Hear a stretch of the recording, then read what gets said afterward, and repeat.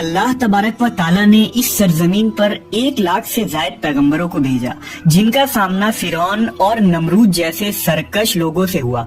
अल्लाह ने अपने सच्चे पैगंबरों को उन शैतान सिफत लोगों पर फतह नसीब फरमाई और ये साबित कर दिया कि अल्लाह रब्बुल इज्जत हमेशा सच्चे लोगों का हामी और मददगार रहता है।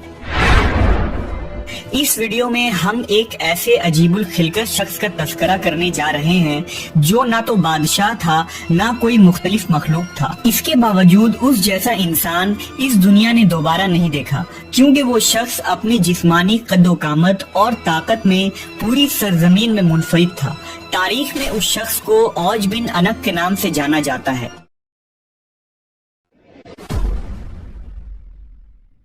ये शख्स इतना लंबा और द्योकामत था कि वो समुंदर में चलता तो डूब ना सकता था। ऊंचे ऊंचे दरख्त और पहाड़ उसके सामने छोटे मालूम होते। उसकी लंबाई और कद इतनी ज्यादा थी कि दूसरे लोग उसके सामने कीड़े मकोड़े के मानिंद दिखते। दरअसल औज बिन अनक हजरत आदम अलैहिस्सलाम का नवासा था, जो हजरत आदम की बेटी सफूरा की बतन से पैदा हुआ था।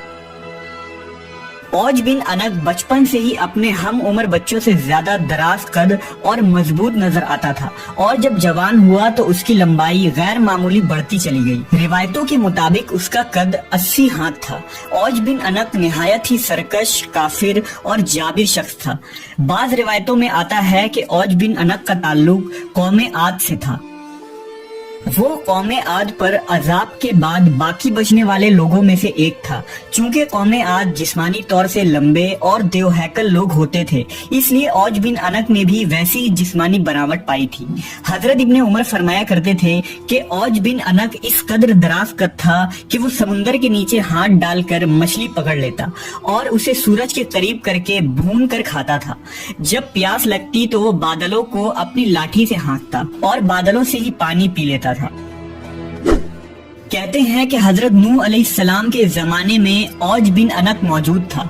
जब हजरत नूह अजीम तूफान से कबल कश्ती तैयार कर रहे थे तो आपको कश्ती बनाने के लिए सागवान की लकड़ी की जरूरत पड़ी, मगर उस लकड़ी को उठाकर लाना मुमकिन न था।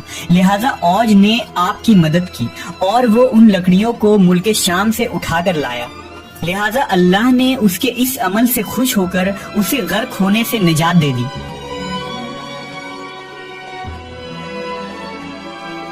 जबकि बाज लोगों ने लिखा कि औज हजरत नूह अलैहिस्सलाम पर ईमान न लाया था और आपकी कश्ती में सवार होने से इनकार कर दिया था। इसके बावजूद वो इस सैलाब से बच निकला, क्योंकि तूफान नूह के वक्त पानी सिर्फ उसके कमर तक आती थी। मगर बाज उलमा ने इस बात की सख्त तरदीद की है, क्योंकि कुरान की आयतों के मुताबिक तूफान नूह के बाद हजरत नूह की कश्ती में सवार होने वाले अहले ईमान के सिवा कोई शख्स भी जमीन पर बाकी न बचा था। इस मौजू पर इमाम सुयूती ने अल औज फी खबर औज नाम से एक रिसाला लिखा है, जिसमें उन्होंने औज बिन अनक की शख्सियत के मुतालिक बहुत कुछ तहरीर फरमाया है। रिवायतों के मुताबिक गैर मामूली कद्दो कामत के साथ औज बिन अनक ने लंबी उम्र भी पाई थी। उसकी उम्र 3600 साल थी। वो हजरत आदम अलैहिस्सलाम के जमाने से हजरत मूसा अलैहिस्सलाम के दौर तक जिंदा रहा और फिर हजरत मूसा अलैहिस्सलाम ने उस सरकश शख्स को कत्ल किया।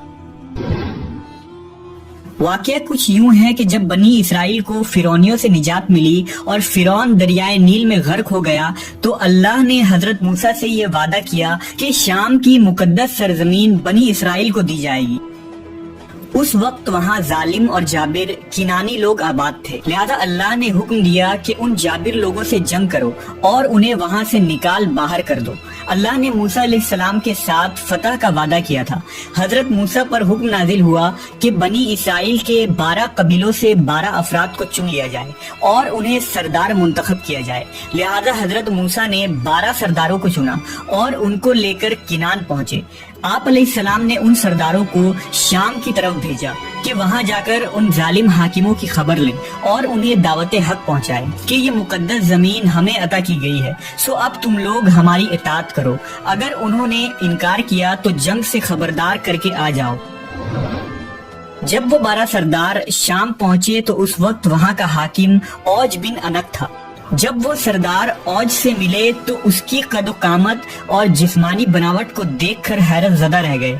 پھر انہوں نے اسے اللہ کا پیغام سنایا، اوج غضبناک ہو گیا اور ان سب کو ایک ہاتھ سے پکڑ لیا اور چاہا کہ انہیں مسل کر ہلاک کر دے، مگر جب اس نے ان سرداروں کے چہروں پر خوف دیکھا تو انہیں حقیر سمجھ کر چھوڑ دیا۔ جب وہ سردار اپنی قوم میں واپس آئے تو حضرت موسیٰ علیہ السلام سے وہاں کا حال بیان کیا اور یہ بھی بتایا کہ وہاں کے پھل بھی بہت بڑے بڑے ہیں، انار کا صرف ایک دانہ ایک آدمی کا پیٹ بھرنے کے لیے کافی ہے۔ اس پر حضرت موسیٰ علیہ السلام نے ان تمام سرداروں سے کہا کہ تم قوم کے پاس ملک شام کی خوبیاں بیان کرنا اور دشمن کی طاقت و قوت بیان نہ کرنا، لیکن پیغمبر خدا کے اس حکم پر صرف 2 افراد یعنی حضرت یوشع بن نون اور کالود بن قدادہ ہی قائم رہ سکے۔ باقی تمام سرداروں نے ملک شام میں بسنے والے افراد کی طاقت و قوت کا حال قوم بنی اسرائیل کو سنا دیا، جس پر بنی اسرائیل نے چاہا کہ وہ جہاد میں نہ جائیں۔ حضرت موسیٰ علیہ السلام نے انہیں سمجھایا کہ اے لوگو، تم مت گھبراؤ کہ میرے ساتھ اللہ نے وعدہ نصرت فرمایا ہے کہ میں تمہیں ان کافروں پر فتح دوں گا۔ دوسری طرف بنی اسرائیل نے حضرت موسیٰ سے کہا، اے موسیٰ، وہاں بے شک ایک زبردست قوم ہے، ہم وہاں ہرگز نہیں جائیں گے یہاں تک کہ وہ وہاں سے نکل جائیں۔ یوشع بن نون اور کالود بن قدادہ نے بھی اپنی قوم کو ترغیب دی کہ وہ اللہ پر یقین رکھیں اور حملہ کریں۔ اس پر وہ کہنے لگے کہ اے موسیٰ، تو اور تیرا رب دونوں جا کر ان سے لڑو، ہم تو یہیں بیٹھے رہیں گے۔ بس اللہ نے قوم بنی اسرائیل کی اس نافرمانی کے سبب 40 سال تک ملک شام کی سرزمین ان پر حرام کر دی اور یہ قوم جنگلوں میں پھرتی رہی۔ روایتوں کے مطابق اپنی قوم کی نافرمانی کے بعد حضرت موسیٰ علیہ السلام خود ہی اوج بن انق کے خاتمے کے لیے روانہ ہوئے۔ جب اوج بن انق نے انہیں دیکھا تو چاہا چونٹی کی طرح پیروں سے مسل دے اور کہا کہ تو ہی قوم بنی اسرائیل کا وہ سردار ہے جس نے فرعون کو دریائے نیل میں ڈبویا تھا۔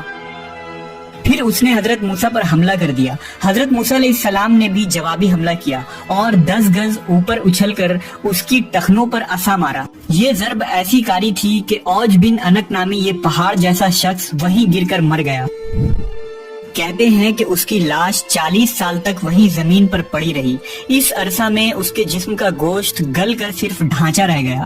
جب حضرت موسیٰ علیہ السلام اور حضرت ہارون علیہ السلام جہاد سے سرخرو ہو کر واپس لوٹے تو اس کے ڈھانچے کو اٹھا کر دریائے نیل پر رکھ دیا اور ایک عرصہ تک وہ ڈھانچہ دریائے نیل پر پل کا کام انجام دیتا رہا۔ مخلوق خواہ کتنی بھی شرکس اور قد آور ہو، جب اللہ کی پکڑ ہوتی ہے تو اس کی طاقت و قوت ریت کے مانند ڈھیر ہو کر رہ جاتی ہے اور یہ بعد میں آنے والے لوگوں کے لیے نشان عبرت بن جاتی ہے۔